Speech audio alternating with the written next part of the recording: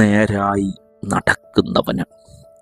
മീഖാ പ്രവാചകന്റെ പുസ്തകം 2-ാം അധ്യായം 7-ാം വാക്യമാണ് നാം ചിന്തിക്കുന്നത്. നേരായി നടക്കുക. നേരായി നടക്കുന്ന വ്യക്തിക്ക് എൻ്റെ വചനങ്ങൾ ഗുണകരമല്ലയോ? അപ്പം ജീവിതത്തിൽ നടപ്പിൽ നേരുണ്ടാകണം. ആ നേരുള്ള വ്യക്തിക്ക് എൻ്റെ വചനങ്ങൾ ഗുണകരമാകും. അതാ 84-ാം സങ്കീർത്തനം 11-ാം വാക്യം. നേരോടെ നടക്കുന്നവർക്ക് ഒരു നന്മയും മുടക്കുകയില്ല. എങ്കിൽ ഈ പ്രഭാതത്തിൽ വളഞ്ഞ വഴി നടക്കാതെ നേരായി നടക്കാം.